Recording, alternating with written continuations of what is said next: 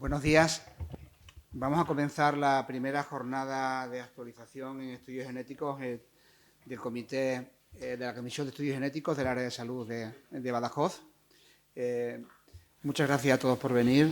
Gracias a toda la mesa. Agradecer, antes de nada, antes de dar la palabra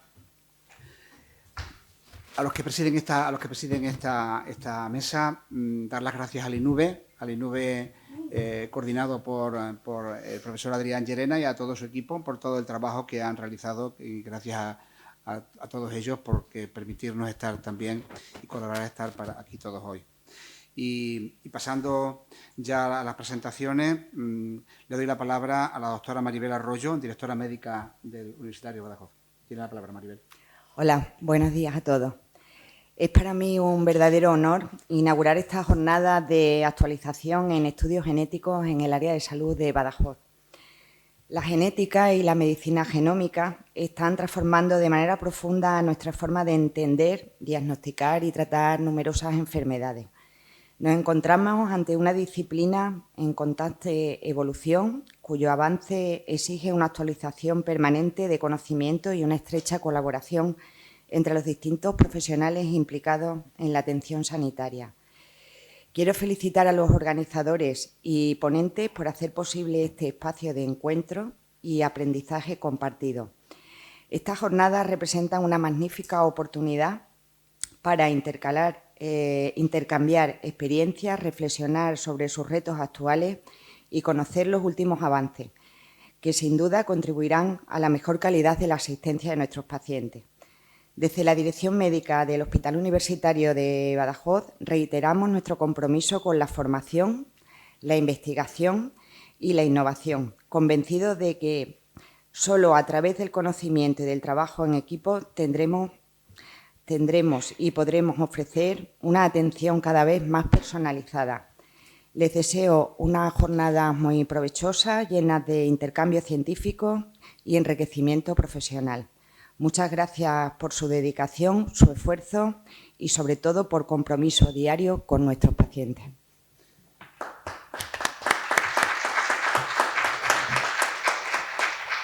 Muchas gracias. A continuación, el director gerente, el doctor Pérez Ibantos, tiene la palabra. Hola, buenos días. Buenos días a todos. Bueno, en primer lugar, yo daros la bienvenida, igual que lo ha hecho la directora médico, la doctora Arroyo, y en primer lugar, pues también felicitar a los organizadores, en este caso al Instituto INUVE, que yo creo que es un referente en lo que es la formación y la actualización en materia sanitaria en este área de salud.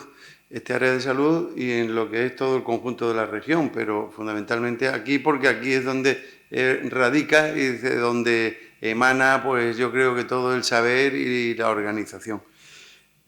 Fundamentalmente quiero agradecer también al profesor Adrián Llerena porque, sin duda, en lo que es la materia de farmacogenética, farmacogenómica y medicina de precisión, pues ha sido, es y será un referente, habiendo sido, yo creo que uno de los motores principales para que se produzca una revolución en la cartera de servicios del Sistema de Salud, Sistema Nacional de Salud, referente a lo que es toda la medicina de precisión, ¿no? Hablamos de una cartera de servicios que será implementada, si Dios quiere, dentro de nuestra comunidad, puesto que estamos trabajando en ello. Y yo espero, Adrián, que a lo largo antes de que acabe el año, a ver si Dios quiere, podemos contar con la referida cartera. No me quería extender, pero una de las cosas que a mí me llama mucho la atención como clínico es que también la medicina de precisión es lanzar un proyectil, pero un proyectil dirigido a un blanco. Hasta ahora hemos estado trabajando, yo creo, y seguimos trabajando muchas veces con lo de one size for all, una talla para todos. Y ahora eso ya no nos vale. Ahora hay que darle a cada paciente, a cada elemento que queramos tratar, su dosis y saber si eso va a resultar efectivo o va a ser perjudicial. Es decir, vamos a dar un adelanto enorme en todo lo que va a ser el tratamiento e inclusive en los ensayos clínicos, puesto que ya evitaremos el decir a ver si esto es bueno para todos los pacientes, puesto que ya podremos delimitar cuáles son los pacientes que probablemente van a responder bien y a esa dosis. Perdón, fue el teléfono. Yo no quiero, como decía, extenderme, pero también me gustaría dejar una cosa importante, sobre todo para los clínicos. La seguridad del paciente debe de ser una guía para nosotros a la hora de iniciar cualquier actuación médica, quirúrgica, puesto que hay innumerables estudios nacionales e internacionales donde dice que aproximadamente entre un 8 y un 12% de los pacientes presentan algún tipo de reacción adversa, ya sea un tratamiento, un error médico, una reacción farmacológica a un tratamiento que durante su estancia en el hospital pues se produce. Yo creo que la medicina de precisión podremos reducir de forma significativa ese 8-12%, del cual aproximadamente casi un tercio de ese 8-12% está relacionado con los tratamientos, sobre todo farmacológicos, durante su estancia. Entonces, yo creo que esto es fundamental. Como he dicho, la medicina de precisión va a ser fundamental, una herramienta en la cual nos tendremos que apoyar, y yo creo que desde este tipo de actuación formativa y de debate, pues vamos a ir dando pasos que adelantemos en ese sentido. Así que espero que aprovechéis, que tengáis una jornada súper provechosa y muchísimas gracias por vuestra presencia. Gracias.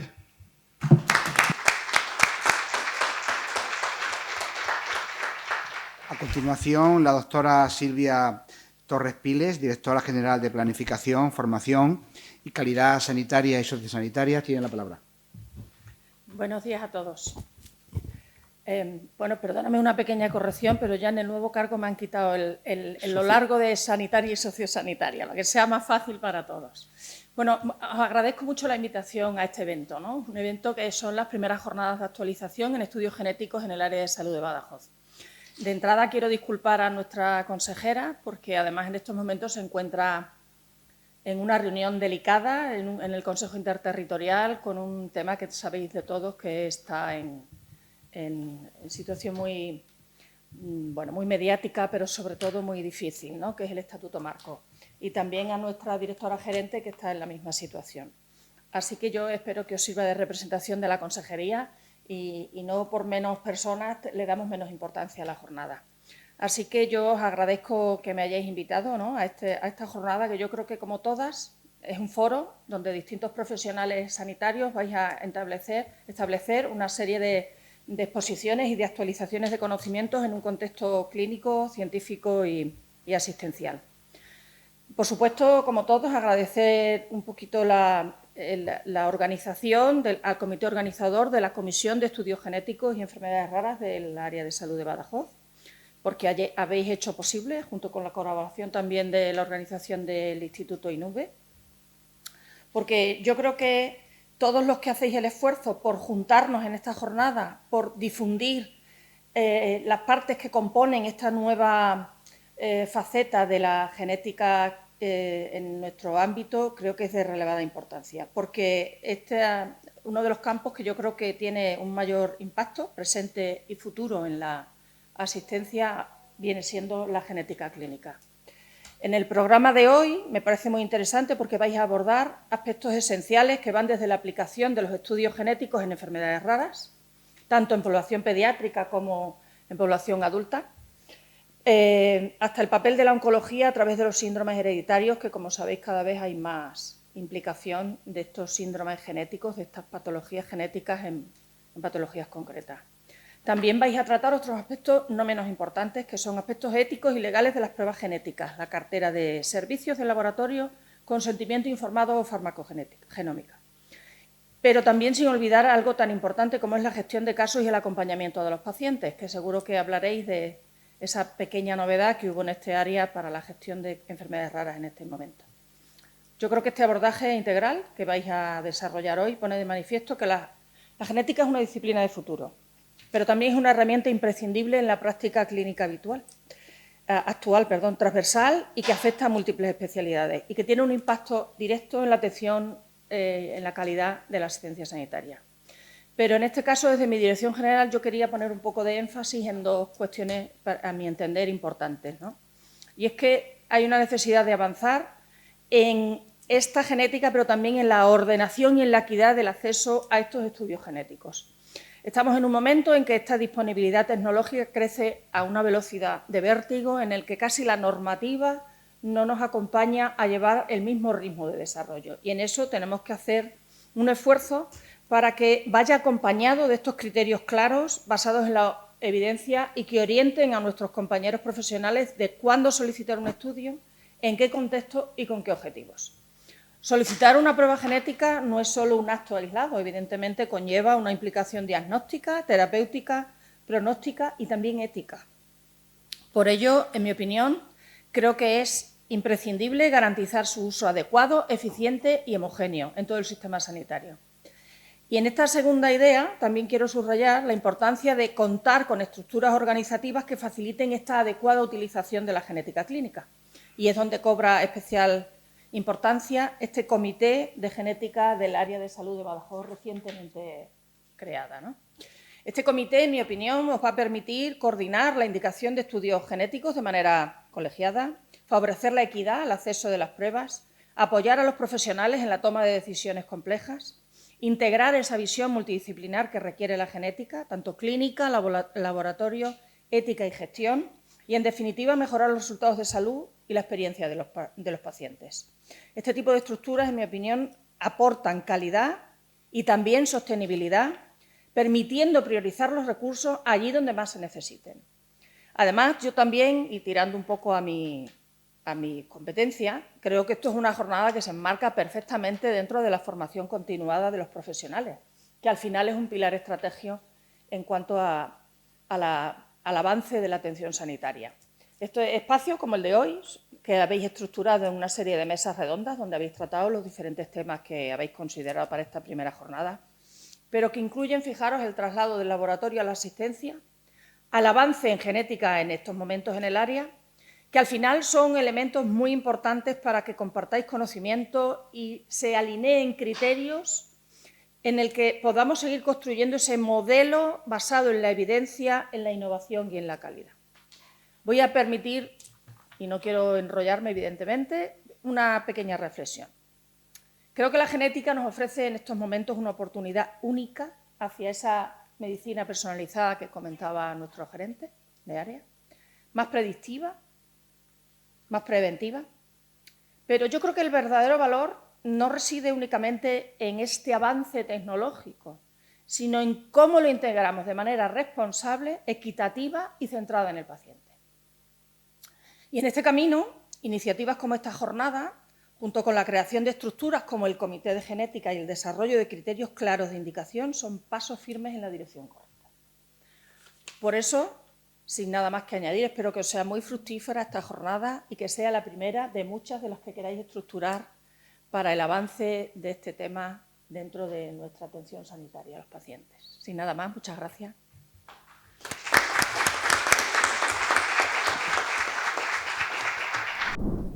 Bueno, buenos días de nuevo. Como decía nuestra directora general y también nuestro gerente, la genética clínica, la genómica, su desarrollo representa y va a representar todavía más en los próximos años un cambio radical en toda la medicina.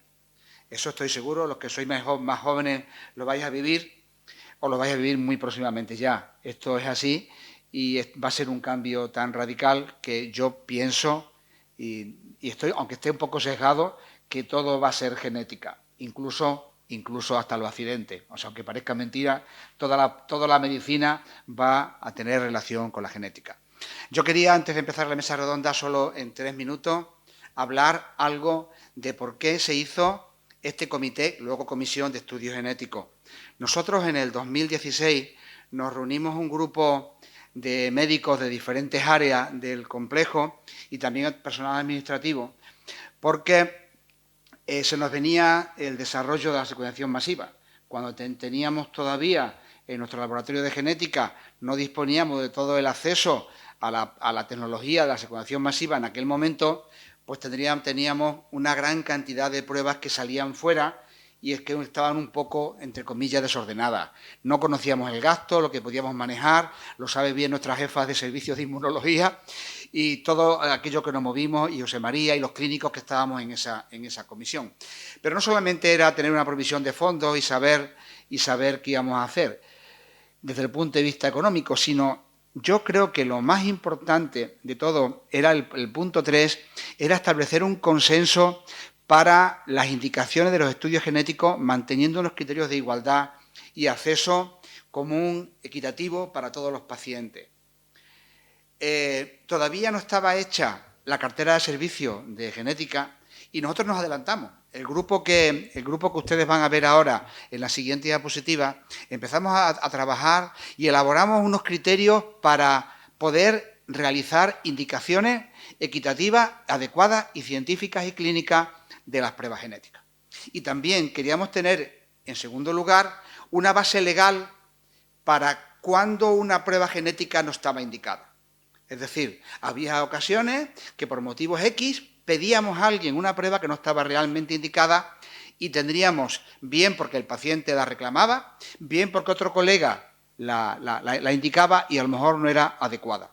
Teníamos que tener esa base legal. Y ese fue el principal motivo de entrada que dio lugar a este desarrollo, a esta formación de este comité que se hizo en el 2016.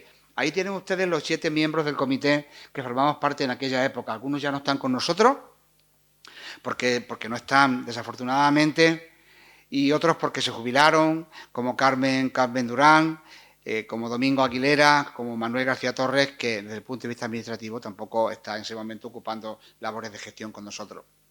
Pero ahí hay 4 personas que continuamos en el comité, como es nuestra secretaria Raquel Macías, a que también aprovecho para darle las gracias, no solo a INUVE, por el esfuerzo que ha hecho para poder colaborar o poder lograr que se haga esta jornada, a Agustín Pizierro, también compañero de batalla en las enfermedades raras del adulto, a José María Carbonell, genetista y jefe de sección ahora de genética de laboratorio del Servicio de Inmunología, y yo que estoy, que también desde el principio. Posteriormente, el comité actual, pues ven que se incorporaron Mar Marcos, de Neurología del Complejo, María Eugenia Fuentes, que no la he nombrado, perdón a María Eugenia, que está también desde el principio, sigue con nosotros de Cardiología, el profesor Adrián Llerena, que todos le conocéis, encargado sobre todo de la parte de farmacogenómica, como bien conocen, y también a don Diego Morcillo, gestor de casos, que es también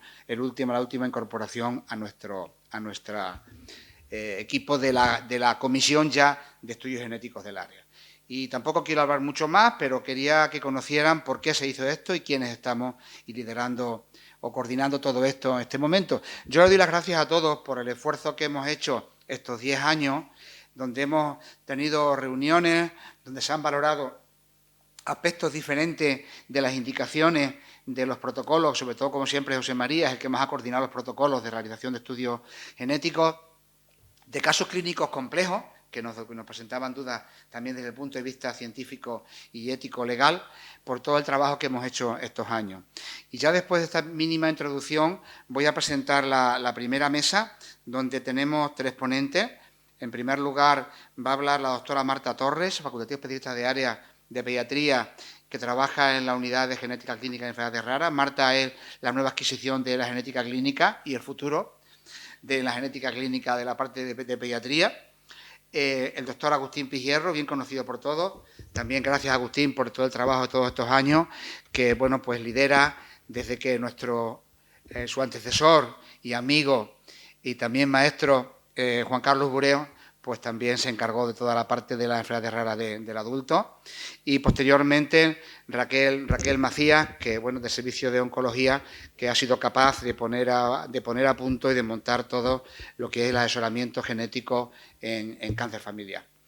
Tienen cada uno 20 minutos, yo estaré abajo y subiré cuando pasen 20 minutos para recordarles que se acaba el tiempo. Así que tiene la palabra Marta cuando quiera. Bueno, en primer lugar, gracias por la presentación.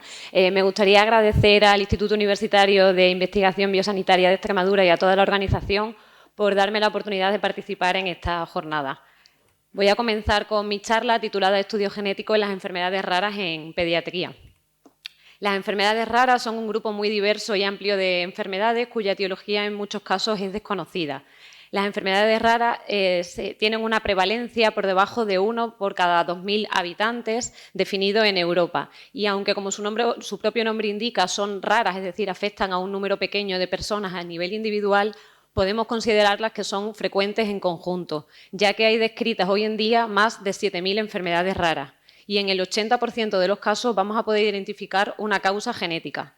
Estas enfermedades raras tienen un diagnóstico y tratamiento en la mayoría de los casos muy complejo. ¿Por qué son tan importantes las enfermedades raras en pediatría?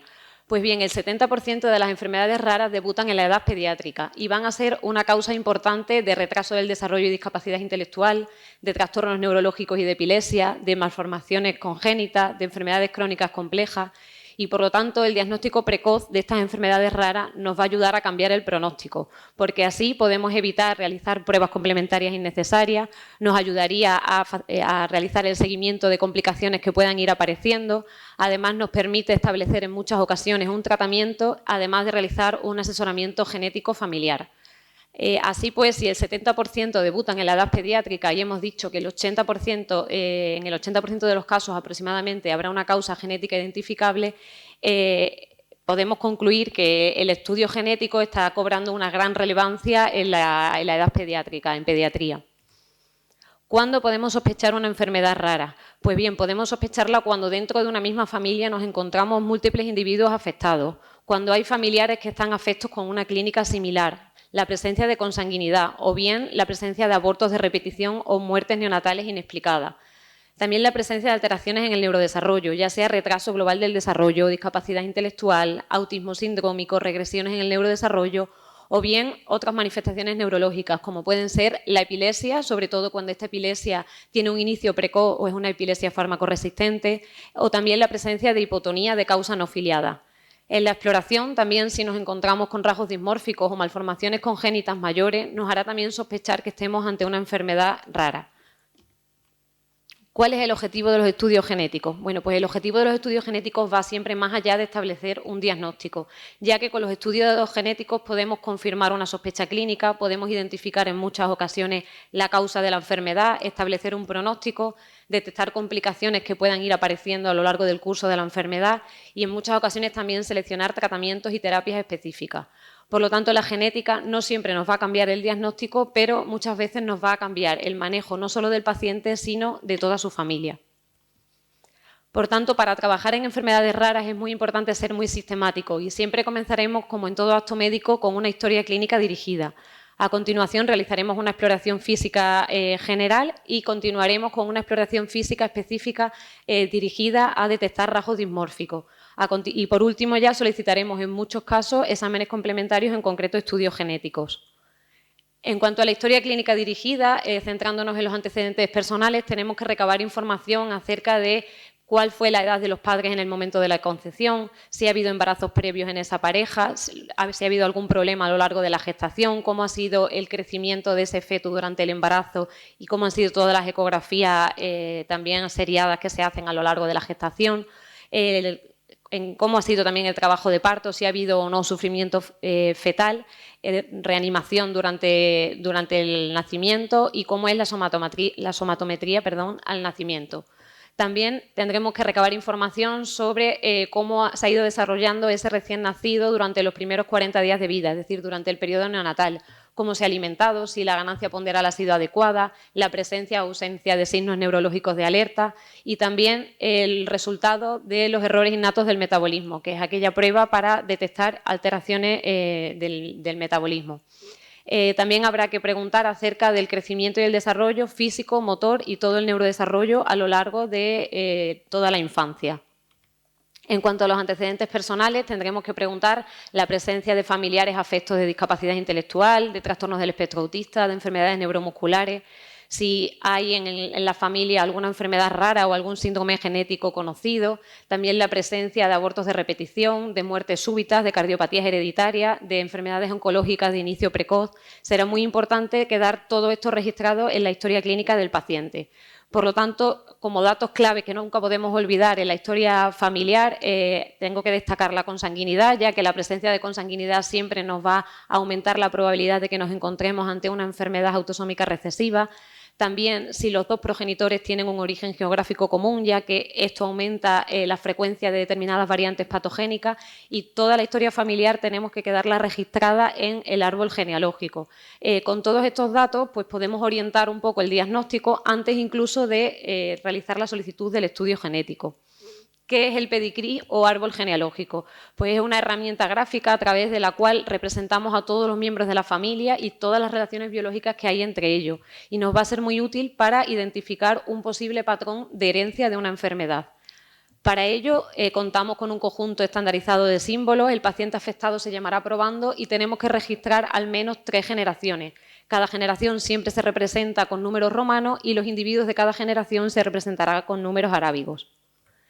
En esta diapositiva podemos ver cuáles son los símbolos principales que utilizamos en el árbol genealógico. El varón se representará con un cuadrado, la mujer con un círculo, y cuando ambos estén afectos siempre aparecerá sombreado. Cuando el varón o la mujer sean portadores, solamente estará sombreada la mitad del símbolo. Y luego también podemos ver las relaciones de pareja, en el que el varón y la mujer se representarán con una línea horizontal que une a ambos. En esta diapositiva podemos ver los principales patrones de herencia, el patrón de herencia autosómico dominante que puede afectar a ambos sexos y claramente a nivel visual podemos ver esa transmisión vertical. La herencia autosómica recesiva, que también puede afectar a ambos sexos, pero tiene la peculiaridad que puede saltar generaciones porque los progenitores pueden ser portadores de la enfermedad y solamente en el caso de que ambos progenitores sean portadores habrá un riesgo de un 25% de descendencia afecta en cada embarazo. Las herencias ligadas al cromosoma X, ya sea la ligada al X recesiva o la ligada al X dominante, y la herencia mitocondrial, que tiene la particularidad que la transmisión es exclusivamente por vía materna, de tal manera que todos los hijos de una mujer afecta pueden estar afectados, pero los varones nunca van a transmitir la enfermedad a su futura descendencia. Antes de solicitar siempre cualquier estudio genético, siempre hay que registrar, además de la historia clínica, la exploración física del paciente y centrarnos también en los rasgos dismórficos que podamos ver en el fenotipo. Esta exploración siempre ha de ser una exploración sistemática, empezando siempre por una antropometría completa, registrando el peso, la talla y el perímetro cefálico del paciente y situándolo en percentiles según la edad y el sexo. Y además habrá que valorar si hay desproporciones corporales y el aspecto general del paciente.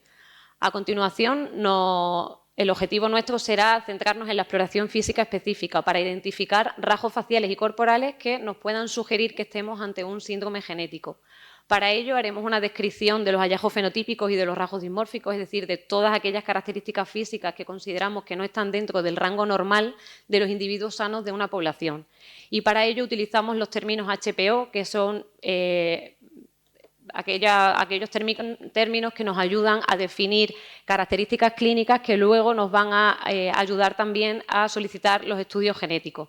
En la exploración física no solamente tendremos que centrarnos en los rasgos faciales, si hay simetría o asimetría en la región facial, cómo son la frente y las cejas, la distancia intercantal interna y externa, cómo son las alas nasales, el puente nasal, cómo están posicionadas los pabellones auriculares, si hay fisura palatina o no, sino que también tendremos que centrarnos en rasgos dimórficos que pueda haber en el resto del cuerpo.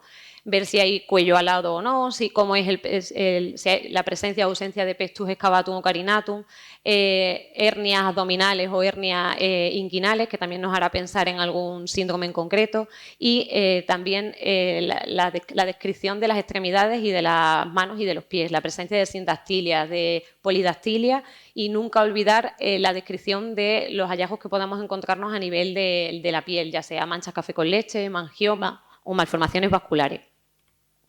Además de todas aquellas características físicas, no podemos olvidar el fenotipo comportamental, ya que en muchos casos hay muchas enfermedades que tienen un fenotipo comportamental muy concreto, como es el caso del síndrome de William-Beuren, que estos pacientes se caracterizan por tener un contacto hipersocial y familiar.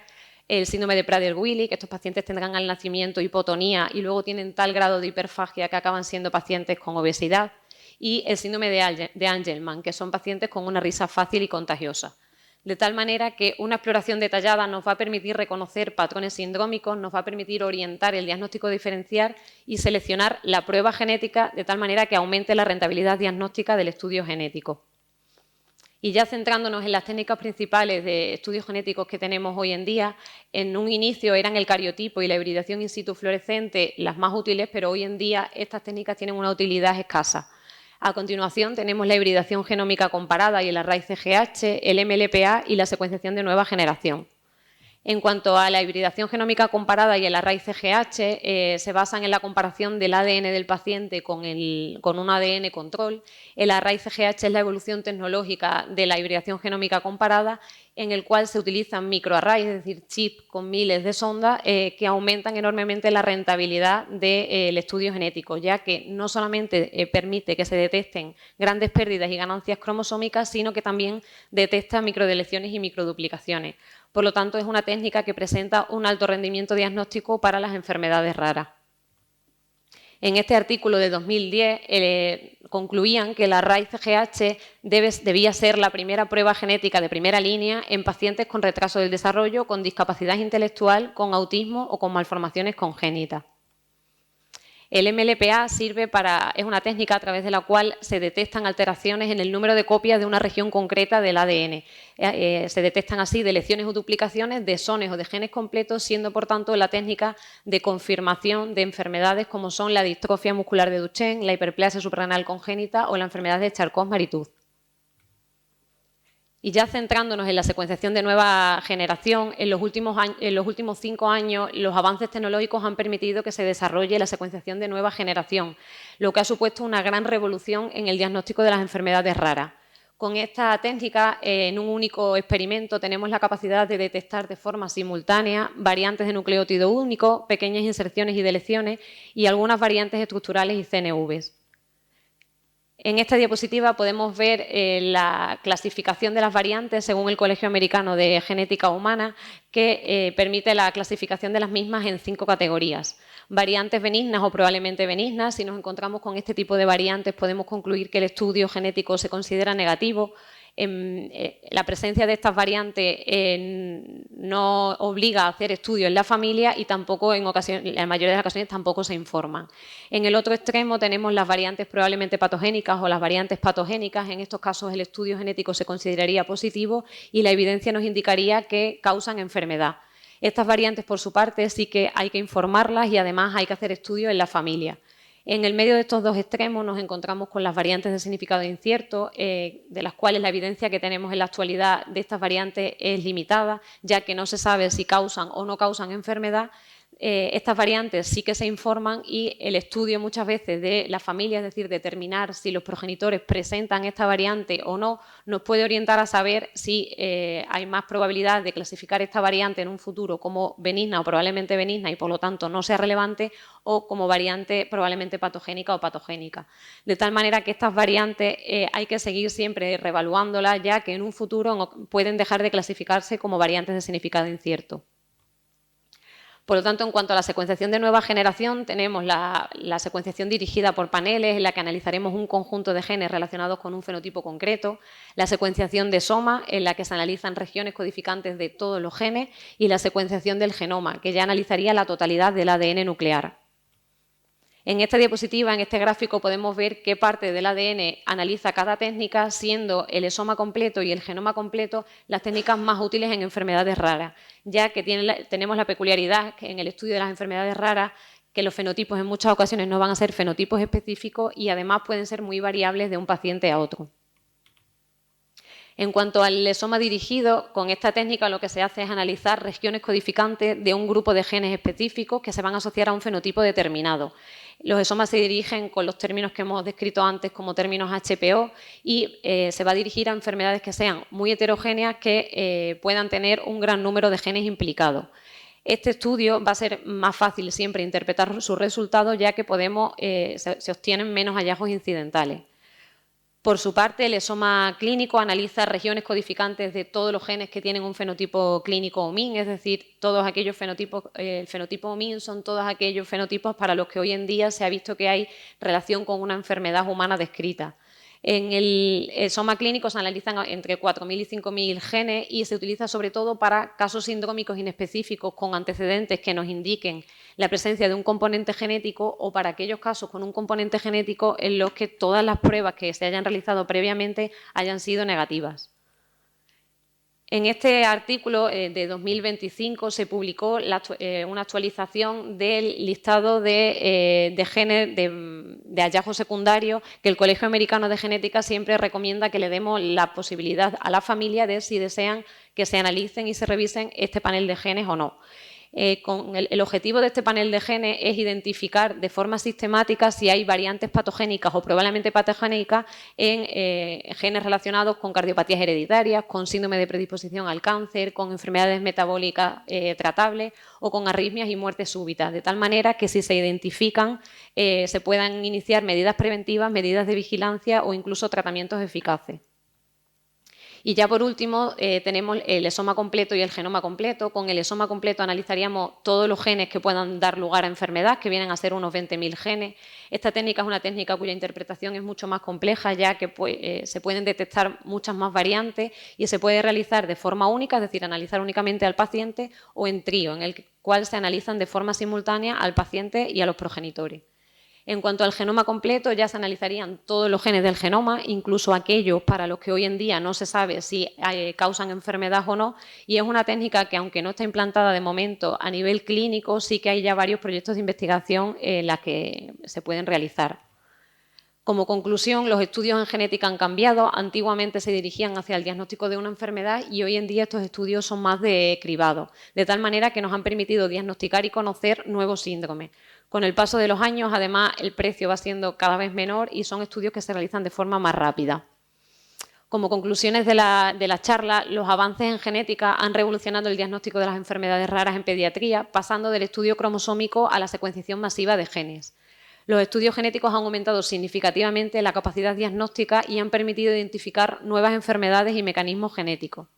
El diagnóstico genético impacta directamente en el manejo clínico, el pronóstico, el seguimiento y el asesoramiento familiar. A pesar de los avances tecnológicos, no podemos olvidar que la historia clínica y la exploración física siguen siendo la piedra angular del proceso diagnóstico. Y me gustaría acabar con la siguiente frase. Para la mayoría de las enfermedades raras, el diagnóstico es el primer tratamiento, porque poner nombre a una enfermedad permite comprenderla, tratarla, acompañarla y ofrecer respuestas a la familia. Muchas gracias.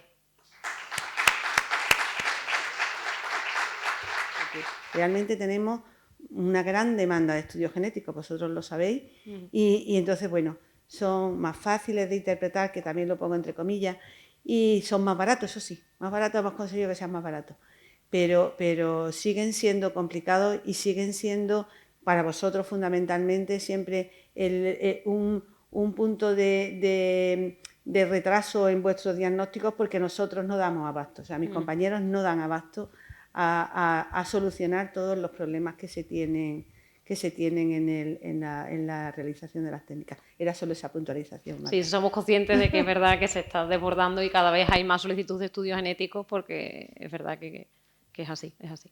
Yo estoy de acuerdo contigo, Luisa. Realmente el problema más grande es el personal. Eso lo sabes tú mejor que nadie, pero hay que solucionarlo, ¿no? Yo quería ¿alguien quiere hacer alguna consideración más, alguna pregunta? Yo solo una, Marta, perdón. Yo te lo aguanto. Hola, buenas. Primero felicitaros por la organización, felicitar a la ponente, porque yo soy Ángel Román, soy profesor de genética en la universidad y esto ha sido una clase muy buena de genética médica, muy comprimida, pero está muy bien. Entonces yo solo quería una curiosidad que tengo, a ver si me podía resolver. Cuando hablas de paneles, exomas clínicos, exomas completos, más o menos me podías decir qué porcentajes estamos hablando de cada uno de ellos. O sea, nosotros es verdad que en clínica muchas veces trabajamos con exomas dirigidos a los fenotipos que podamos detectar en la exploración. Cuando ya no se puede realizar un ESOMA dirigido o pensamos que así no se va a poder llegar al diagnóstico, ya es cuando solicitamos pues, ESOMAs clínicos o utilizamos los ESOMAs en trío, que sí que es verdad que recientemente se están utilizando más, en el que analizando simultáneamente al paciente junto a sus progenitores y solicitándolos de manera urgente, conseguimos llegar al diagnóstico de manera bastante rápida. Bueno, buenos días a todos y gracias por haber venido. Yo siempre echo de menos que haya más clínico aquí y más quórum en las cosas que hacemos, porque somos muchos, todo el mundo tiene mucho interés en las cosas sobre el papel y cuando habla contigo, pero luego llegan actos como este y estamos los que estamos, ¿no? Pero, en fin, no sé cómo tenemos que hacerlo. Lo estoy diciendo a modo autocrítica, ¿eh? O sea, no sé cómo deberíamos hacerlo para que esto de verdad, en fin, pues calara más en el hospital, porque ya se ha dicho antes, la comisión está para ayudar, ¿no? Para ayudar. Y nosotros somos un servicio de salud y el servicio de salud pues fundamentalmente atiende pacientes y detrás de los pacientes ahí pues estamos médicos, estamos enfermeros, está todo el personal de apoyo y bueno, en fin, ¿no? Deberíamos llegar a más gente, pero bueno, pero esto es lo que tenemos. Yo, bueno, a ver, yo soy internista y efectivamente llevo una consulta de enfermedades raras, minoritarias, poco prevalentes, como queráis llamarlo, y empezamos esta andadura, también se ha recordado aquí a mi queridísimo amigo fallecido en el 2014, Juan Carlos Bureo, que bueno, que empezamos, bueno, él me empujó a este tema en el año 2012 y por lo tanto en septiembre de este año hará 14 años que estamos con la consulta y voy a intentar transmitiros, bueno, pues lo que hace, digamos, un internista en esta consulta de enfermedades raras. Son muchas reflexiones que tengo en la cabeza y que quiero compartir y me voy a poner un reloj porque si no a mí evidentemente se me va a ir el tiempo, ¿vale? Antes de nada voy a empezar poniendo esto, que es como una obviedad, pero ¿dónde estamos? Porque yo creo que esto, y en el ámbito de las enfermedades raras, nos condiciona de una manera muy importante. Vivimos aquí y evidentemente somos pocos y mayores, que esto es una cosa que condiciona nuestra asistencia. Estamos muy dispersos, muy separados unos de otros. Hay pacientes que vienen a vernos que tardan más de 2 horas en llegar a este hospital, ¿verdad? Que eso también es otra cosa, un hándicap importante que tenemos. Y aparte de eso, luego estamos pues también muy lejos de todo, ¿verdad? O sea, no vivimos en un sitio sencillo de ponernos en otros hospitales que puedan dar mayor cobertura, digamos, especializada, ¿verdad? Esto también nos condiciona. Y yo creo que nos condiciona en el sentido de que nos tiene que hacer o representa un esfuerzo que debemos hacer todos de atención, de organización y sobre todo de saber mirar al futuro, aunque el futuro sea un poco difícil por todo lo que pongo anteriormente. Ya lo ha explicado Marta y según el Consorcio Internacional de Enfermedades Raras, bueno, pues esos son los números, ¿no? Una casuística en la cual nos encontramos más de 7.000 procesos, como ha dicho ella, muchos de ellos con un origen genético y que, bueno, y que tienen una incidencia de menos de 5 casos por 10.000 habitantes. Pero lo fundamental, que es donde yo quiero poner el énfasis como internista, es que son enfermedades graves, crónicas y invalidantes o discapacitantes, ¿vale? O sea, se acompañan de mucha patología, se acompañan de mucho consumo de recursos sanitarios, y no hablo de consumo en un aspecto meramente, digamos, bueno, social, sino clínico, y evidentemente provocan mucho trastorno social. O sea, la gente que las padece, por desgracia, pues bueno, pues requieren de un gran apoyo de los servicios sociosanitarios, no solamente de la parte sanitaria, sino de la parte social, ¿no? Entonces, eso siempre hay que ponerlo en valor porque los clínicos, yo creo que lo fundamental es intentar devolver a un paciente la salud para que se pueda incorporar a una vida lo más normalizada posible. Y mientras no se demuestre lo contrario, el ser humano es un ser eminentemente social. Y si no llegamos a la parte social, no estamos haciendo probablemente nada. Hay un aspecto importante en las enfermedades raras que, bueno, que ya también lo ha resumido, bueno, lo ha explicado todo muy bien Marta. Y evidentemente, claro, cuando el paciente es pequeño nos encontramos generalmente, pues, como pongo ahí, fenotipos más severos, el diagnóstico suele ser más rápido. Hay una concienciación del problema mejor, ¿vale? Porque todo el mundo es consciente de que un niño que tiene una enfermedad rara, severa, pues evidentemente pues requiere recursos de todo tipo, y generalmente estos pacientes cuentan con un apoyo familiar importante.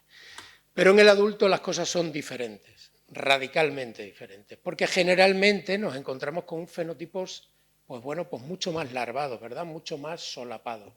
Gente que si llega evidentemente a la edad adulta sin haberse diagnosticado, quiere decir eso, ¿no? Quiere decir que tiene un fenotipo, pues digamos, un poquito light, ¿verdad? Y eso lo hace complicado. Las raras, como yo siempre digo, están en el diagnóstico diferencial que hacemos los clínicos en el capítulo otras, ¿vale? Y para llegar al capítulo otras hay que descartar todas las que de verdad son más prevalentes. Esto lo hace complejo.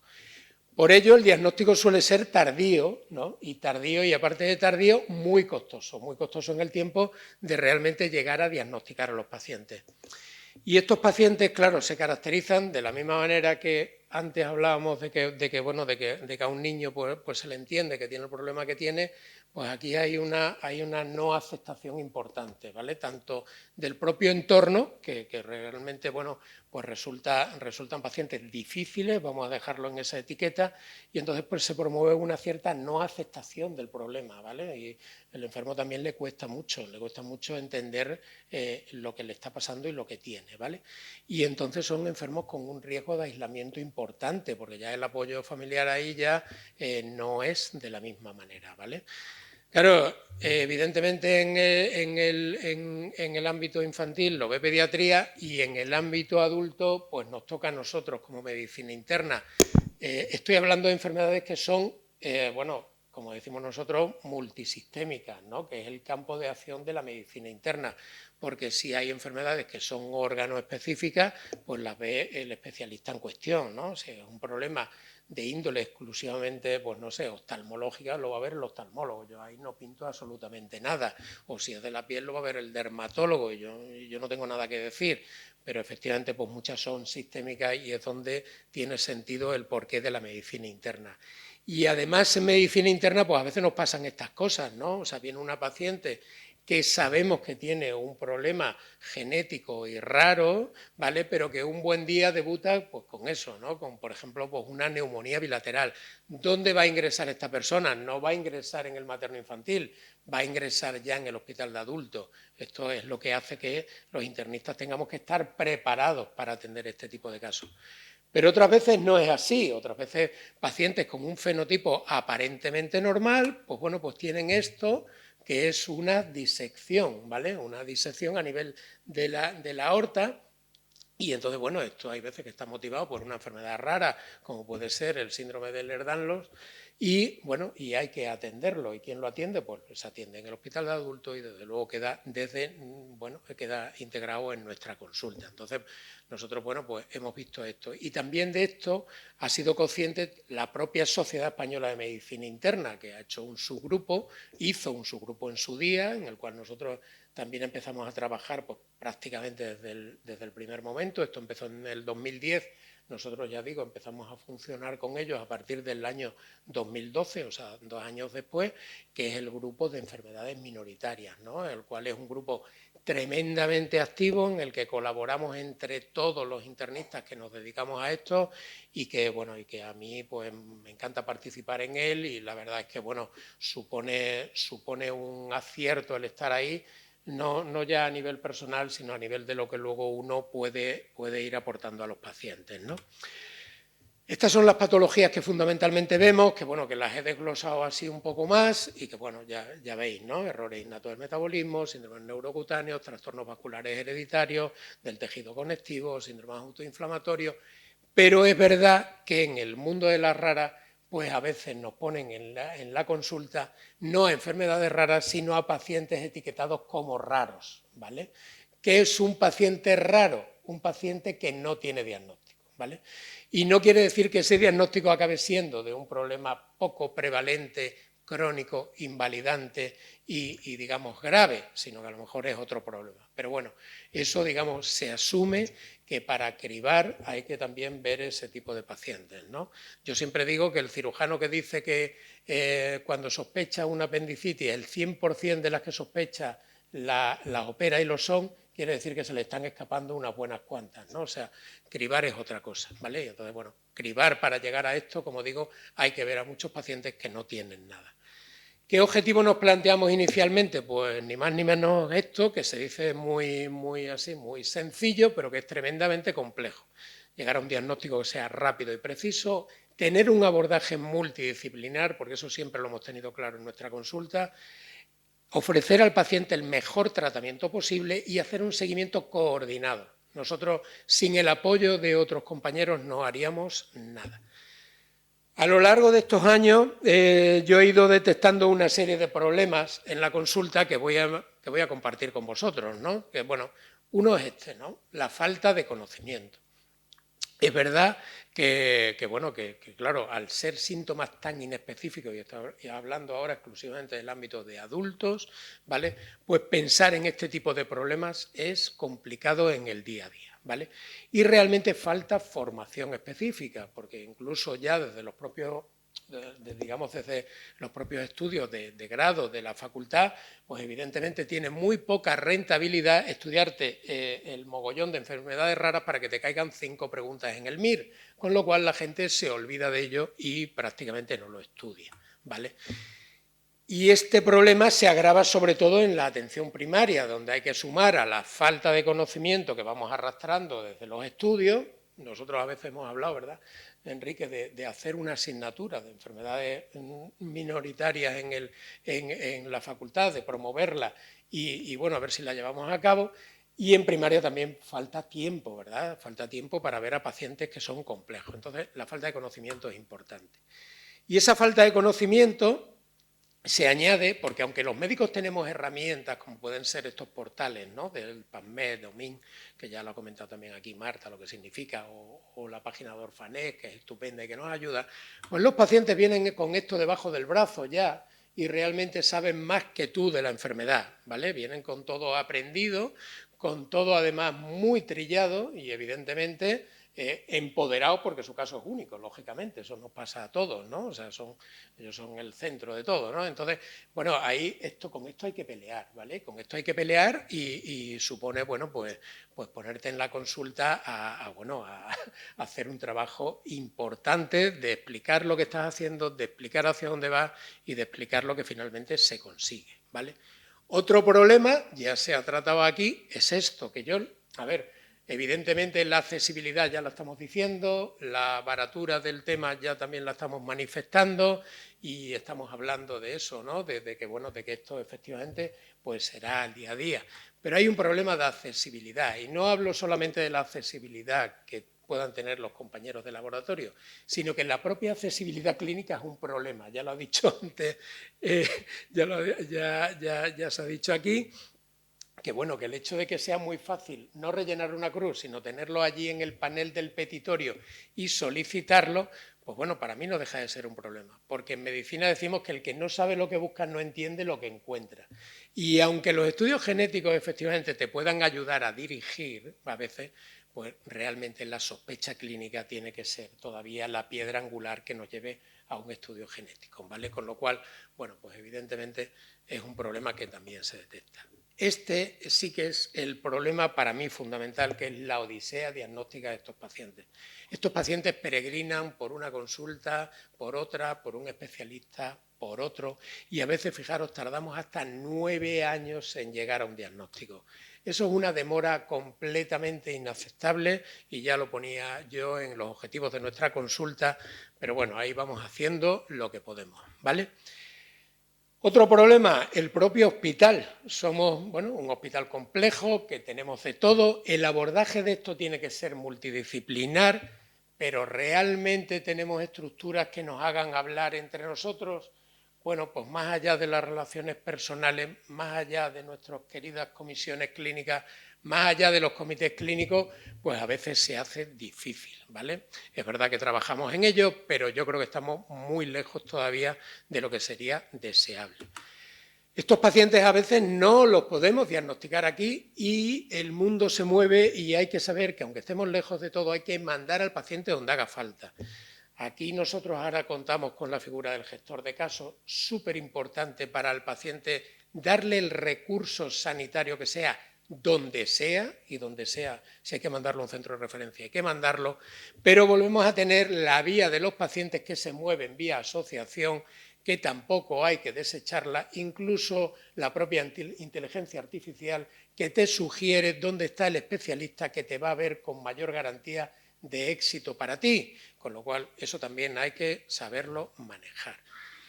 Y el último problema es que pongo, bueno, pues los propios tratamientos, ¿no? Hay muchas enfermedades raras que no tienen tratamiento, pero hay otras que sí que lo tienen, pero fijaros con qué costes ha ido el gerente y claro, nosotros si diagnosticamos, pues no sé, un par de enfermedades lisosomales, por ejemplo, pues las enfermedades lisosomales tienen un coste aproximadamente 300.000 euros año, ¿vale?, para toda la vida de ese individuo, ¿vale?, con lo cual eso destroza el presupuesto de cualquier gestor, ¿no? Entonces, esto también es una realidad que nos ocupa y que realmente nos presiona y nos tensiona. O sea, a la hora de pedir medicamentos específicos para este tipo de pacientes, pues tenemos este problema. No todos son problemas, yo he notado avances. Avances en el conocimiento, bueno, pues tuvimos el doctor Galán y yo la suerte de coordinar este trabajo, que salió en forma de publicación, patrocinado por la Consejería de Sanidad, en el cual hicimos una guía destinada a atención primaria de signos y síntomas de sospecha en las enfermedades raras. Bueno, es una herramienta que está ahí, que está disponible y que yo creo que es una aproximación. En el diagnóstico también lo ha esbozado Marta. La cantidad de conocimiento que vamos adquiriendo a medida que se están desarrollando los estudios genéticos, pues es muy importante. O sea, estamos ahora estamos conociendo muchas más enfermedades que hace tan solo 5 años no se conocían, ¿no? Síndromes que descubrimos a partir de mutaciones que vamos reconociendo.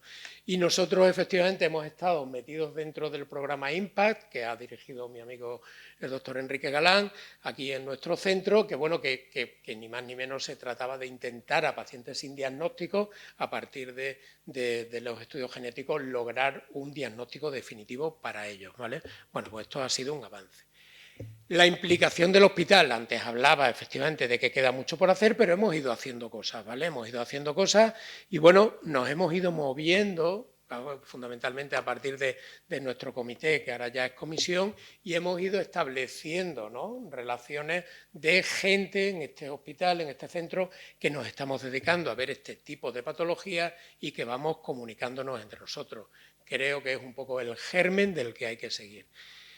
Y quizás yo a título personal, de las cosas que más satisfecho me tiene es esto, ¿no? Hemos conseguido implementar desde hace 2 años una consulta de transición entre pediatría y medicina interna, el mundo de los adultos, para que pacientes que antes se quedaban en el ámbito de la pediatría hasta 30, 40, 50 años, pues puedan pasar donde le corresponde, que es al mundo de los adultos, ¿vale?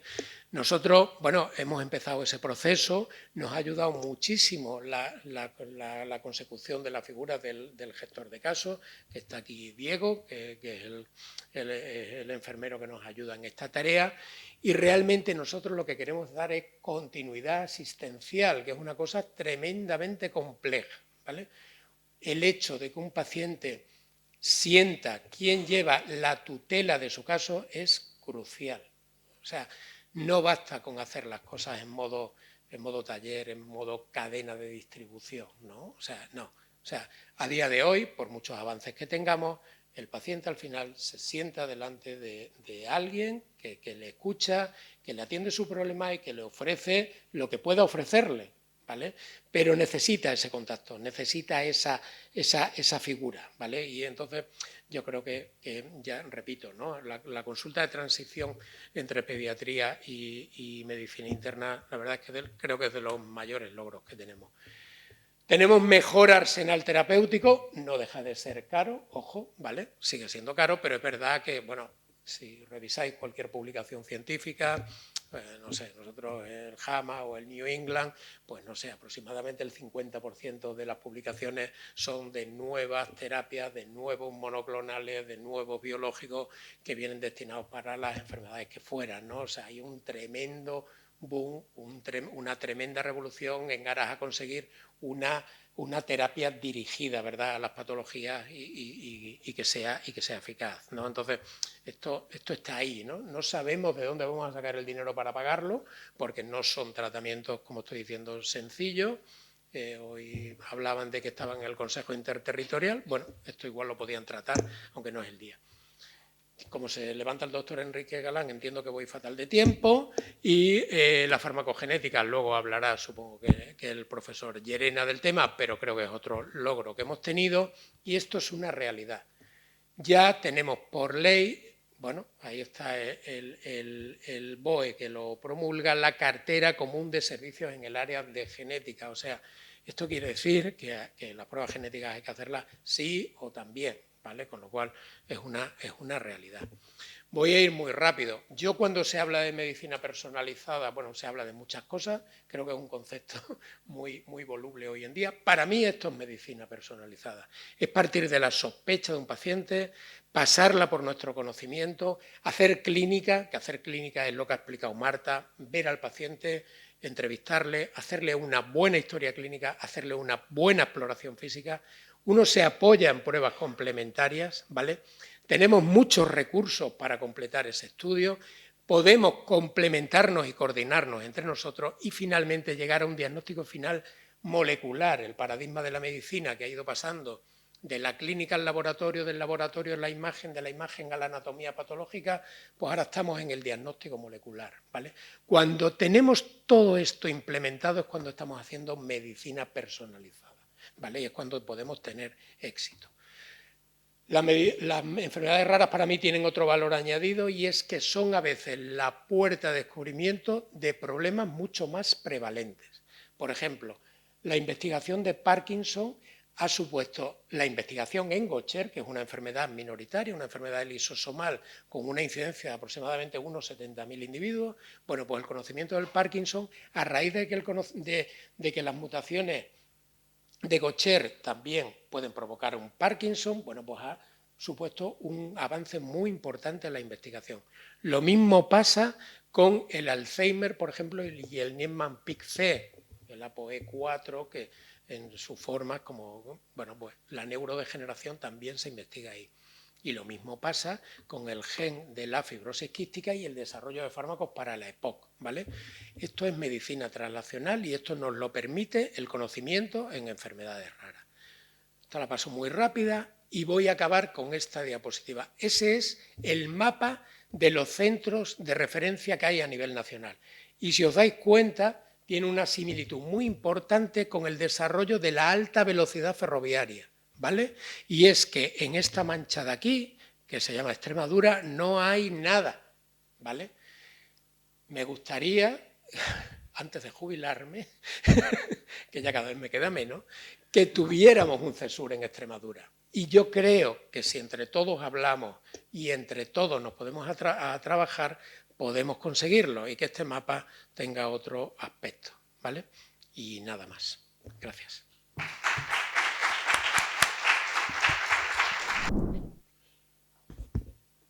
Bueno, buenos días a todos. Muchas gracias por vuestra asistencia. Es verdad que, como decía el doctor Agustín Pijierro, echamos en falta que haya más clínicos, porque al final pues nuestras charlas, nuestras ponencias y el trabajo que hacemos va dirigido precisamente pues, a ese grupo de compañeros que se pueden beneficiar de los pocos o muchos o lo que podamos de conocimientos que podamos transmitir. Dar las gracias también al Instituto de Investigación, a INUVE, por haber realizado esta organización, intentar que esté todo a punto, que doy fe que detrás de todo esto hay muchísimo trabajo. Así que muchas gracias a Pilar y Carolina. Y sin más preámbulos, pues voy a empezar con mi charla. que va acerca de los síndromes hereditarios en oncología. Voy a intentar ser muy general porque es verdad que cada uno dominamos, manejamos y entendemos a lo que nos dedicamos, pero la idea de esta ponencia, de esta pequeña charla, es que cada uno de vosotros salga hoy con unos conocimientos básicos, con una idea básica de qué es lo que hacemos en la consulta de cáncer hereditario, de por qué es importante o por qué no, cómo solucionamos los problemas que nos encontramos y, sobre todo, cómo derivar, cómo hacer que estos casos lleguen a la consulta y como os decía, cómo manejamos o cómo le podemos dar solución a estos problemas. Cuando bajaba el doctor Pigierro le comentaba ¿y qué necesitamos para ser CESUR, ¿no? Bien, pues me decía un informe detallando la importancia de la consulta, informes administrativos, imagino que probablemente también informes presupuestarios y demás de por qué son rentables, ya que desgraciadamente a todo lo que solicitamos tenemos que dar una justificación de la rentabilidad, esa palabra que los adolescentes utilizan tanto y que ahora estoy viéndole el significado a esto me renta, no me renta, está claro que lo que nos renta no es útil y no se hace. Bien, pues como os decía, no quiero extenderme, la verdad es que la charla es larga en el sentido de que os he plasmado muchas diapositivas para que veáis en base a qué nosotros realizamos los estudios genéticos, para que se vea que hay una serie de criterios bien establecidos que nosotros debemos cumplir, pero ni mucho menos pretendo ni leerlos ni que os lo sepáis, simplemente que nos sirva de apoyo para que entendáis que todas y cada una de las decisiones y estudios que hacemos están basadas en la evidencia clínica. Aproximadamente el 5% de los cánceres se deben a una predisposición hereditaria al cáncer y otro 10-15% a un moderado aumento de un riesgo relacionado con genes de baja penetrancia. Podría decir a alguien, bueno, pues un poquito. Pero es que, desgraciadamente, y esto no es algo que yo venga a descubrir hoy, la incidencia de cáncer cada vez es mayor. Luego, un 5% de los diagnósticos de cáncer estamos hablando de una población muy importante. Y esto, ¿por qué es importante? Porque se traduce en que en aquellos casos que nosotros tenemos estudiados y que manejamos, vamos a poder ofrecer una prevención primaria y secundaria.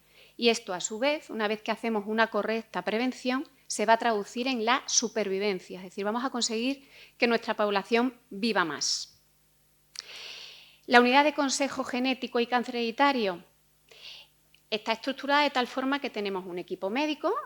Lógicamente, si es la consulta de cáncer hereditario, la persona que guía o que coordina la consulta es un oncólogo médico.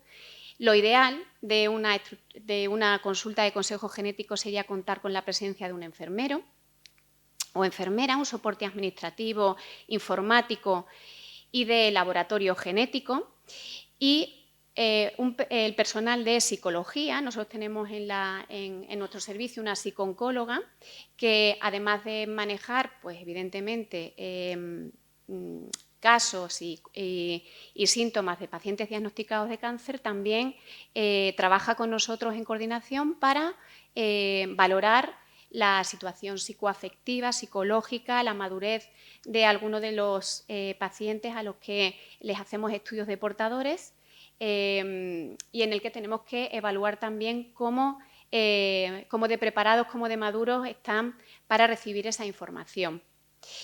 Y por último, y no menos importante, sino todo lo contrario, un comité hospitalario interdisciplinar.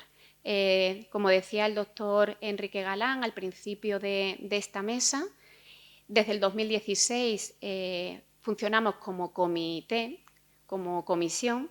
Con el doctor Pigierro hablaba que quizás empezamos un poquito antes, sobre el año 2014, por referencia, ¿verdad?, a nuestro amigo y compañero Juan Carlos Ureo, que fue cuando empezamos a reunirnos y a partir de ahí ya se constató lo que es el comité, que nos reunimos pues, con una periodicidad en el que planteamos pues, los distintos problemas, los distintos protocolos que se nos van ocurriendo y vamos poquito a poco en estos 12 años habiendo organizado lo que es la Comisión de Estudios Genéticos y Enfermedades Raras. El proceso de asesoramiento genético, y aquí ya voy a ir un poquito más rápido, pues porque lo ha explicado la doctora Torres de forma muy brillante. Además, en pediatría, ¿verdad?, todo es como con dibujos más animados, más bonitos, parece que atrae más que no nosotros que somos más blanco y gris. Entonces, pues verdad que en qué se basa el proceso de asesoramiento genético, pues construimos y evaluamos un árbol genealógico y para ello necesitamos obtener una historia clínica, personal y familiar lo más detallada posible. Y al mismo tiempo, una vez que tenemos ya construido nuestro árbol y tenemos toda la información, tenemos que proporcionar la información a aquellas familias que estudiamos sobre el riesgo genético. Para recoger la información, pues tenemos que ordenarla, establecer un patrón de herencia, que nos ha explicado la doctora Torres con detalle fenomenal, herencia autosómica dominante, recesiva, ligada a sexo, mitocondrial, no me paro en eso. Y una vez que tenemos establecidos esos criterios, identificamos cuáles son las personas de riesgo. Identificaríamos cuál es nuestro probandus o cuál es la persona indicada para iniciar el estudio. Aquí os pongo un ejemplo de un árbol familiar con sospecha de un síndrome de cáncer de mama y ovario hereditario, en el que a la vez que hacemos un árbol nos vamos planteando estas preguntas y las vamos resolviendo. Aquí os pongo otra de síndrome también de cáncer de mama y ovario, pero relacionado con otro tipo de tumores. ¿Qué tenemos que recoger en la historia familiar y personal? Como decía, pues tiene que ser una historia lo más detallada posible, en el que, en la medida que se pueda, como mínimo debemos recoger 3 generaciones y pues todos estos puntos que os pongo aquí. Quizás el último punto es el que más me interesa explicar. La historia familiar es dinámica. ¿Esto qué quiere decir? Nosotros vemos a la familia hoy, día 10 de junio a las 10 de la mañana. Hacemos el árbol familiar con los casos que tenemos, pero pasado mañana puede haber un nuevo diagnóstico. Eso significa que es dinámica. Con lo cual siempre dejamos abierta la posibilidad en esa historia clínica de ir añadiendo casos que en un momento determinado pueden modificar incluso la indicación o no de estudio. ¿Cómo detectar? Bueno, pues nosotros nos derivan a los pacientes a la consulta por la historia familiar, que los compañeros de primaria o de otras especialidades detectan en la consulta y pues nos lo derivan para que nosotros hagamos esta primera valoración y dentro de esa valoración decidamos si vamos a hacer estudio genético o, si no tiene indicación de estudio genético, incluir a esa familia en un seguimiento de alto riesgo para que, como dijimos al principio, consigamos una prevención mayor y se traduzca en una reducción de la mortalidad y una mejora en la vida. El tercer punto que comentábamos al principio, la comunicación. Hay que comunicar a esas familias la naturaleza de la enfermedad que estamos estudiando. Pues efectivamente no estamos buscando una alteración genética heredable que se asocie a una patología benigna. Desgraciadamente estamos buscando alteraciones genéticas, variantes de la normalidad que están asociadas a una mayor frecuencia de diagnóstico cáncer, es decir, de cáncer X, el que estemos estudiando en esa familia, que implica pues, una gravedad, una mortalidad, incluso muy probablemente un tratamiento quirúrgico y quimioterápico.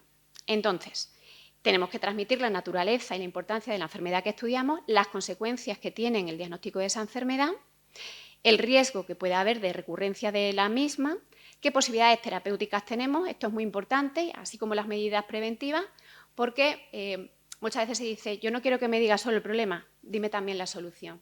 Pues se trata de eso, no se trata de sentar a la familia, al paciente y transmitirle, eres portador de esta variante patogénica que está asociada a una mayor frecuencia de esta patología o la otra, sino que, además de decir eso, evidentemente, tenemos que transmitirle qué soluciones vamos a dar. Y como eres portador de esta variante patogénica, pues tienes más riesgo a desarrollar esta patología, la otra, en el ejemplo del cáncer de mama, y entonces vamos a incluirte en un programa en el que vamos a hacer de las pruebas de forma precoz, de forma constante, reglada, para que si aparece cualquier alteración de la normalidad, nosotros lo diagnostiquemos, lo detectemos de la forma más precoz posible y, como sabemos, no es lo mismo tratar una enfermedad oncológica en un estadio precoz, en un estadio 1, que encontrarlo en un estadio avanzado. Al mismo tiempo que transmitimos todos estos datos que os he dicho, hay también que hablar de la probabilidad a la hora de hacer un estudio que tiene de ser portador, de enfermar o incluso de transmitir a su descendencia esa variante patogénica que tiene. Estas son las funciones específicas que tenemos, las hemos ido explicando a lo largo de estas diapositivas, en el que os destaco ahí un poquito, es la aportación en el informe de una serie de consejos o recomendaciones de seguimiento que siempre van al final de nuestro informe, donde además de forma individualizada recalcar o remarcar qué pruebas hay que hacer, también hacen una serie de recomendaciones generales acerca de la dieta que deben realizar, tipo de vida, que como sabemos es dieta mediterránea, evitar alcohol, evitar tabaco, evitar las grasas, dieta mediterránea, ejercicio físico moderado. Además, no se estrese usted, intente dormir las horas adecuadas, viva feliz. Incluso la persona que hace ese informe no lo cumple porque vivimos estresados, vamos siempre corriendo, pero es verdad que hay que transmitir que muchas veces cuando nos dicen ¿y por qué ahora hay tanta enfermedad oncológica? Es una pregunta que, a pesar que no tiene una relación directa con los estudios genéticos, las barajamos a diario. Pues efectivamente el estrés mata. El estrés es uno de los factores de riesgo que nosotros recalcamos mucho en la consulta de consejo genético, porque lejos de que nosotros provoquemos en nuestras familias, en nuestros pacientes, mayor estrés a la hora de hacer un estudio, lo que queremos es transmitir tranquilidad. Se constatarán, como vemos ahí, nuevos casos porque las familias hemos dicho que son dinámicas y cualquier novedad, cualquier modificación, cualquier avance que tengamos en los estudios genéticos se lo vamos a ofrecer y transmitir a nuestros pacientes. En cuanto a la legislación y leyes, como luego en la siguiente mesa se va a hablar con más detalle, no voy a parar. Por tanto, solamente esta pincelada, las implicaciones jurídicas del consejo genético, cuáles son los deberes del profesional. El deber del compañero o la compañera o mí misma cuando estamos en consulta es el deber de informar al paciente. Tenemos que exigir, y sí, exigir un consentimiento informado. Luego el doctor José María Carmorel nos explicará con detalle la importancia del consentimiento informado. Hay que asegurarse de que va a haber una adecuada toma y cuidado de la muestra que se le realiza al paciente, que haya una correcta interpretación de los resultados. Tenemos aquí hoy también con nosotros al doctor Javier Lara, que es nuestro compañero en el laboratorio que nos ayuda para eso. Es muy importante el deber de confidencialidad, es decir, la información, tanto en cuanto a lo que es la anamnesis, la historia clínica y el resultado de las pruebas que pedimos, son confidenciales para la persona que viene a la consulta, es decir, no podemos informar a otras personas que no vengan ese día a la consulta, a sus familiares, con nuestro paciente. Y bueno, pues confirmar que el consejo genético, como sabemos, no es directivo. Esto quiere decir que nosotros aconsejamos, como dice la palabra, pero es diferente a la actividad asistencial habitual, por ejemplo, en la consulta de oncología, en el que, aun siendo siempre, les comento yo a los pacientes en consulta, usted siempre es dueño de lo que quiere o no quiere hacerse, es decir, hasta para hacerse una prueba, una analítica, es usted el que da consentimiento. Si quiere o no tratarse de la enfermedad, es usted el que da el consentimiento. Pero a la hora de aconsejar ante un riesgo de la probabilidad de tener una enfermedad, nosotros somos no directivos, es decir, aconsejamos, pero será en último caso el paciente el que decida si se somete a seguimiento o no, si se somete a una cirugía profiláctica o no.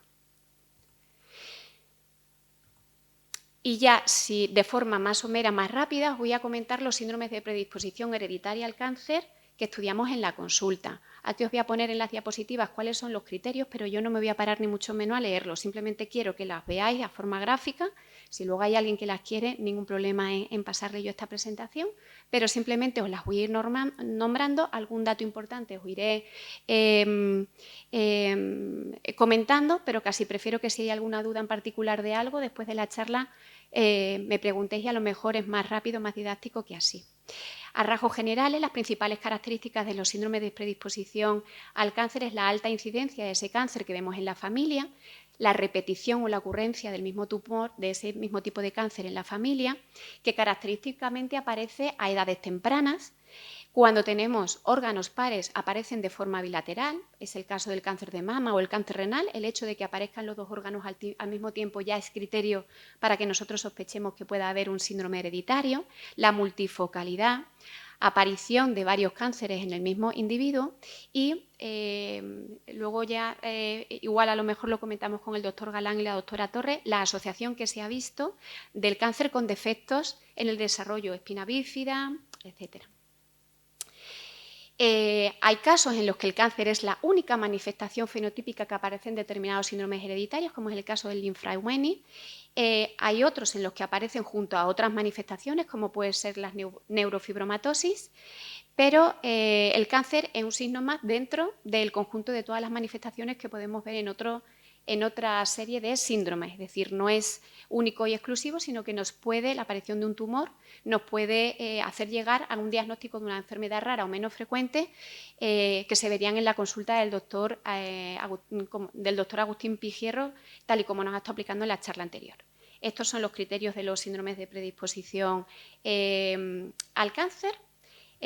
Aquí he nombrado los más frecuentes, hay como 45 o 50 más.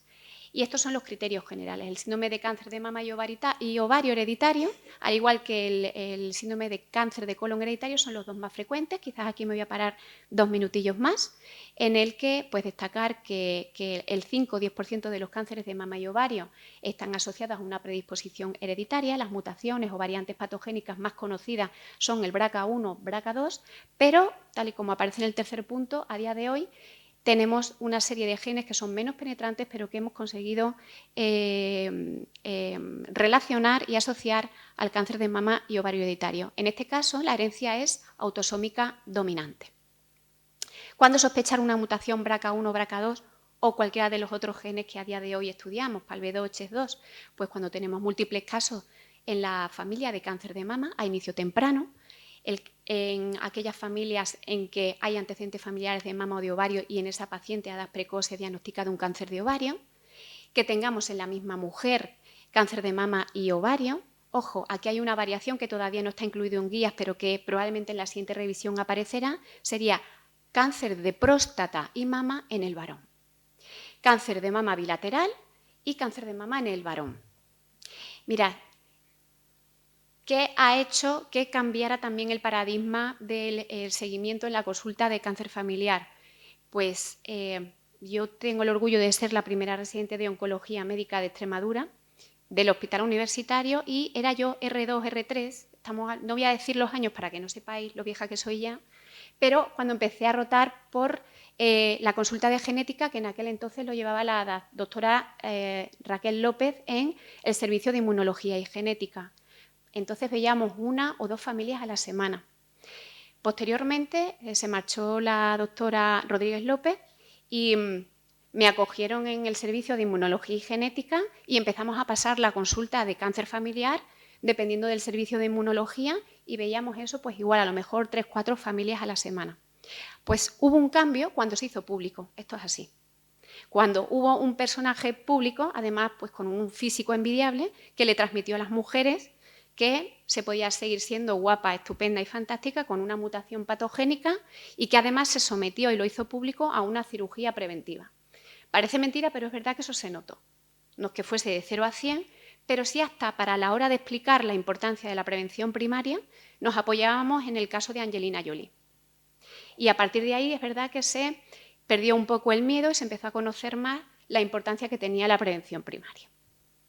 Mirad, estos son pues las guías actualizadas de los criterios de derivación, criterios de selección de pacientes que está indicado hacer el estudio genético, en el que bueno, pues, os destaco un poco en rojo lo más frecuente, ¿no? Aquellos en los que con más frecuencia al final encontramos la positividad o que sean portadores los familiares que estudiamos. Y fijaros, pues es la peculiaridad del diagnóstico del cáncer de mama, el hecho del cáncer de ovario asociado a mama, que vemos que tiene una relación directa muy importante, y la edad. El cáncer de colon hereditario lo podemos dividir en polipósico y no polipósico. Como os digo, no me voy a parar. Tenemos las poliposis adenomatosas familiares, que a su vez pueden ser atenuadas cuando tenemos se detectan menor número de pólipos y está asociado al cáncer de colon. Tienen una serie de manifestaciones extracolónicas que a veces son los síntomas o los signos que aparecen de primera, ¿vale? Hay distintas variantes, como os he dicho, el síndrome de Lynch, que es el no polipósico, y las poliposis adenomatosas familiares, que sí que son las asociadas a pólipos adenomatosos. Tiene una herencia autosómica dominante y de la misma forma que he destacado en el cáncer de mama y ovario, la peculiaridad de la bilateralidad, que sea varón, el ovario y el subtipo inmunohistoquímico, en el síndrome de Lynch pues son más frecuentes en el colon derecho, que tengan un inicio temprano y destacar que tiene una herencia autosómica dominante, ¿vale? Nos apoyamos, al igual que en las guías de cáncer de mama y ovario hereditario, en los criterios de Bethesda revisados, en el que todos aquellos pacientes que reúnan esta serie de criterios se le hará el estudio. Bien, y ahora de forma rápida, pues para que sepáis el cáncer de próstata. Por ejemplo, pues está asociado sobre todo al gen BRCA2. El 40% de los cánceres de próstatas con criterios de indicación de estudio genético y en el que, por tanto, tenemos más riesgo de encontrarlos son aquellos diagnosticados con menos de 55 años. Por tanto, un individuo diagnosticado con menos de 50 años criterio para que nosotros hagamos un estudio, y si además tenemos algún otro caso en la familia, pues ya los incluimos en seguimiento de alto riesgo. Las neoplasias endocrinas múltiples, conocemos el MEN1, el MEN2, en el que cuando cumplen esta serie de criterios que os he puesto aquí, pues tenemos que hacer un estudio genético. El melanoma familiar, en el que cuando tenemos un diagnóstico muy joven o tenemos al menos 2 familiares, está incluido el criterio de hacer un estudio genético. Cáncer gástrico difuso, en el que también tenemos una serie de criterios, llegan hasta el 1 o 3% de los tumores diagnosticados, aquellos en los que tenemos que hacer un estudio genético, y la peculiaridad de que hay veces que están asociados a otros síndromes, como es el caso del cáncer de mama, en el que la peculiaridad de la histología lobulillar hace que tenga más riesgo de cáncer gástrico hereditario. El cáncer de páncreas hereditario también está asociado a los mismos criterios que las pancreatitis hereditarias, y es, en este caso, el gen BRCA2 el que parece que ha demostrado mayor penetrancia. Y para terminar, en el manejo clínico de la consulta, ¿qué es lo que no debe faltar? El seguimiento debe ser clínico y psicológico. Por eso hacía hincapié en la importancia de que pues, la compañera de psico-oncología nos valore a aquellos pacientes candidatos a estudios para asegurarnos de que tienen la formación y madurez debido a la edad de muchos de nuestros pacientes para recibir la información. Mantener el contacto con todos los profesionales implicados en el seguimiento. A día de hoy, plantear cualquier cuadro sindrómico sin contar con el resto de compañeros y fuera de un comité multidisciplinar sería una locura. Considerar una consulta anual para poner una apuesta al día de la familia, ya que son familias dinámicas en las que pueda haber nuevos diagnósticos, y, por supuesto, siempre informar, mantener a la familia con todos los datos, no solamente con el diagnóstico de la mutación patogénica, de la variante patogénica que puede tener o del riesgo que tiene, sino de cuáles son las medidas que vamos a utilizar para solucionar ese problema, es decir, cuáles son las opciones preventivas y de estrategia para atenuar el impacto de esos síndromes. No quería terminar sin no volver a destacar la importancia que tiene el médico de familia en la detección de cuáles son las familias que tienen criterios para hacer el estudio genético, incluso del seguimiento, y de asegurarnos que van a realizar esas pruebas, ¿no? Ese organigrama de seguimiento de alto riesgo que nosotros indicamos a los pacientes. Y sin más, hasta aquí mi charla. Muchas gracias, doctora Raquel Macías, por su excelente presentación. La verdad que doy las gracias a los 3 ponentes porque hemos estado en tiempo. Antes de acabar esta mesa, ¿alguien quiere hacer algún comentario? Luisa, doctora Vargas.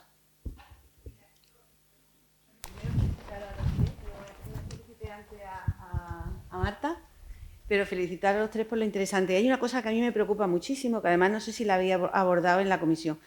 Me preocupa, como responsable de laboratorio y firmante de pruebas, que luego pasan a una plataforma donde el paciente puede ver los resultados de sus pruebas, y si peligroso es que vean los resultados de otras pruebas menos concluyentes, me parece peligrosísimo que puedan ver e interpretar y meterse en ChatGPT, como decía Agustín, en pruebas genéticas. A ti te han llegado pacientes que hayan visto los resultados de las pruebas genéticas que tú has pedido antes de que lleguen a la consulta, y si eso pasa, yo creo que sería conveniente que la comisión pudiera sugerir que esas pruebas genéticas no estuvieran disponibles para el abordaje del paciente desde el portal del usuario, que yo no sé cómo se hace, pero lo ven, porque realmente eso me preocupa muchísimo, que el paciente vaya ya sabido, vaya aprendido y vaya con la inteligencia artificial puesta por delante, sin que el médico le explique bien lo que está viendo. Muchas gracias, Luisa. Pues mira, me ha encantado que hagas esa pregunta, no estaba preparado, pero es verdad que uno de los problemas que nos encontramos es que ya no solo que lo lea el paciente y que entre en ChatGPT, es que hay veces que desgraciadamente vienen informados, mal informados, de alguna otra consulta en el que se han entrado personal sanitario en su historial, han visto su resultado analítico porque efectivamente está accesible a todo el mundo. O sea, no hay una pestaña diferente para los estudios genéticos. Ya luego José María nos explicará con más detalle, pero fijaros todo lo que hay que hacer hasta que hacemos un estudio genético. Tiene que cumplir criterios, tiene que venir a la consulta, tiene que firmar un consentimiento informado, ponía la palabra exigir, tengo que darle la información, tengo que transmitirle todo lo que supone lo que yo consiga. O sea, lo que yo le pueda ofrecer como solución al problema de que pueda ser portador de una variante patogénica. Y si no lo es, que también voy a hacer un seguimiento por los criterios. Imagínate todo eso. Pero luego, sin embargo, puede entrar alguien en Jara, entra en su perfil y puede tener un informe donde pone el paciente XXX es portador de la variante patogénica tal. Pero ojo, no solo eso, sino también viene de la variante de la normalidad que tiene la implicación X con significado clínico incierto o no y que está relacionado con eso que íbamos buscando o no. Y entonces ese paciente puede leerlo y mirar en ChatGPT, pero también lo puede ver otro compañero que le imprime y le dice vete corriendo a buscar a la oncóloga y dile que tienes esto. Y viene el paciente para darle un informe y decir yo le estoy diciendo viva usted sin estrés, porque el estrés mata y yo le estoy provocando un estrés porque llega a él una información que no sabe interpretar. Pues estoy de acuerdo en el que tenemos que ver de qué forma esto el paciente sea o esté accesible a su información porque no deja de ser su información y entonces el paciente es dueño de su... porque él ha firmado un consentimiento para hacerlo, él es dueño de su información. Pero tendríamos que ver cómo lo canalizamos de alguna forma mejor para que al menos hasta que no llegue al médico peticionario y le dé la explicación y le explique no solo el problema, sino la solución, eso no llegue a más manos. Gracias, Luisa. Yo, desde luego, te agradezco la pregunta porque yo no sé qué hacer. Te soy honesto, después de muchos años trabajando en genética clínica, hay dos cosas. Una, espero que la especialidad genética llegue lo antes posible para que los médicos que hacemos genética tengamos un poco, entre comillas, primero de defensa y segundo de formación, y la gente que se forme en genética tenga en nuestro país haya formación adecuada en genética entre los médicos. Todos somos aficionados a la genética, muchos aficionados a la genética, unos con más, otros con menos, pero también luego esto significa que al estar una prueba, un test diagnóstico en Jara disponible, tenemos dos cosas. El médico, que no es experto y que a los mismos compañeros de genética, los compañeros de laboratorio y los compañeros de la clínica, nos cuesta trabajo en digerir e interpretar, y todos lo sabéis mejor que yo, o igual que yo por lo menos, y luego tenemos los pacientes, como que ya comentaba. Yo abogaría porque, no sé cómo, pero habría que esto planteárselo de forma seria, razonada, y a lo mejor el colgar en Jara la posibilidad de poner un informe de alguna forma escueto, de alguna forma categórico, diciendo lo que hay, pero sin razonar todo y exponer todo lo que ponemos, los magníficos informes de genética que tenemos, y a los cuales felicito al laboratorio de genética por lo bien que lo hacen los compañeros de laboratorio de genética, la ayuda que nos dan a los clínicos, pero que eso interpretado por los pacientes, llevado a otras personas que no son clínicos, que no son médicos de laboratorio de genética, y que nos complican la vida. Nos complican la vida mucho en la consulta, y es algo que tenemos que intentar aproximar o cerrar, que no está cerrado, que no es fácil. Ya cuando yo también hable en las partes de hoy éticas o legales, lo veremos algunas cosas parecidas, pero que es algo que tenemos que hacer. Evidentemente, porque yo creo que es un atraso, aunque la información debe estar libre y cada uno es dueño de su analítica, eso está clarísimo, y de su intimidad a la vez, pero que es complejo y que nos complica la labor clínica, no te quepa duda. ¿Alguna pregunta más? Pues muchísimas gracias. Vamos en tiempo al descanso café, que me parece que hay ahora. Perdón, no veía la mano, María Eugenia Sánchez. Yo lo aguanto, que suena muy fuerte. Ah, vale. Bueno, buenas, Raquel. Raquel, muchísimas gracias porque me ha encantado la presentación. Y yo te quería comentar, tú sabes que yo llevo 20 años trabajando en diagnóstico prenatal y quería Arrímate más el preguntarte... micro, María Eugenia. Ah, vale. Quería preguntarte cómo abordáis en la consulta de oncología de cáncer hereditario la planificación familiar a la hora de tener descendencia en pacientes que son portadores de variantes patogénicas. Es decir, un ejemplo, una chica joven con 20 y tantos años quiere tener descendencia, tiene una mutación patogénica en BRCA1, sabe que tiene un riesgo X de transmitirla y quería saber un poco cómo los orientáis, qué pruebas se pueden hacer y si se pueden hacer, porque yo sinceramente lo desconozco, a nivel prenatal o incluso preimplantacional para planificar un poco la descendencia de esta familia. Yo te agradezco la pregunta, María Eugenia, pero realmente esa parte no la hacemos nosotros en consulta. Vale. Te va a contestar mejor Enrique Galán. Perfecto. Te voy a responder, María Eugenia, como sabe, desde el Centro Extremeño de Reproducción Asistida y desde ginecología, por una parte, toda la parte prenatal pasa a nosotros, a genética clínica, aunque sea de cáncer. Y de técnica de ayuda a la reproducción, toda pasa a nosotros. Es decir, aunque sea de cáncer, pasa. Nosotros somos los que. Porque legalmente la Comisión Nacional de Reproducción Asistida pues exige, entre comillas, que exista un, y valga la repetición, un informe de informatividad. Eso es como se llama en la actualidad por parte de genética clínica. Y aunque no esté reconocida la especialidad de genética clínica, tienen que pasar obligatoriamente por la consulta nuestra. Y somos nosotros los que nos peleamos. Y después con vosotros, evidentemente, ¿no? Pero es así.